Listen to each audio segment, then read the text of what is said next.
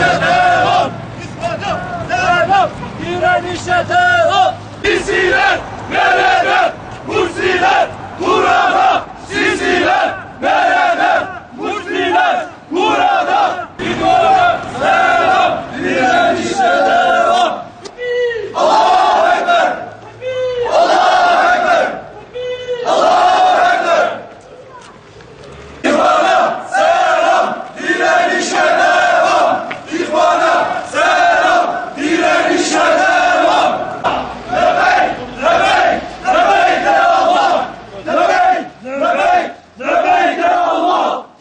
Lebeyk, lebeyk, lebeyk de Allah. Lebeyk, lebeyk, lebeyk de Allah. Lebeyk, lebeyk de Allah. Sisi lanetullah. Sisi lanetullah. Allahu Ekber. Allahu Ekber. Zalimler için yaşasın cehennem.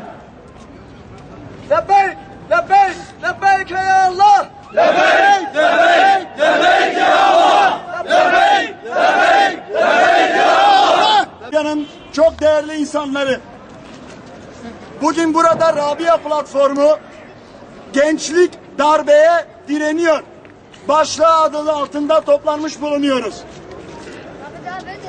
Değerli basın mensupları, değerli Şırnaklılar, Mısır'daki Batı destekli ordunun Cumhurbaşkanı Muhammed Mursi ve İhvanul Müslümin cemaatine yönelik gerçekleştirdiği darbeyi, Doğu Türkistan'daki katliamı, Suriye'de 2 yıldır süren katliamları ve diğer coğrafyalarda yaşanan bütün zulümleri kimden gelirse ve kime yapılırsa yapılsın şiddetle kınıyor, insanları insanlığa sahip çıkmaya davet ediyoruz.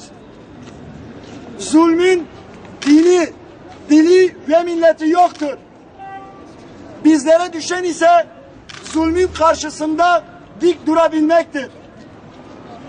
Mısır halkının çoğunluğunun bedel ödeyerek elde ettiği demokratik kazanımlarını ortadan kaldırmaya yönelik bu katliamları ve darbeyi kınıyoruz.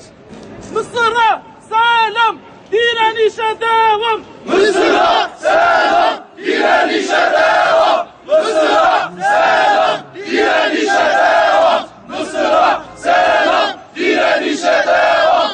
İhvana selam, Direnişe devam. İhvana selam, direnişe devam. İhvana selam, direnişe devam. İhvana selam, direnişe devam. Mısır'ın onurlu ve namuslu halkını selamlıyor. Türkiye'den, Şırnak'tan milyonlarca selam üzerlerine olsun diyoruz. Bugün Şırnak Meydanı Rabiatul Adeviye Meydanı'dır.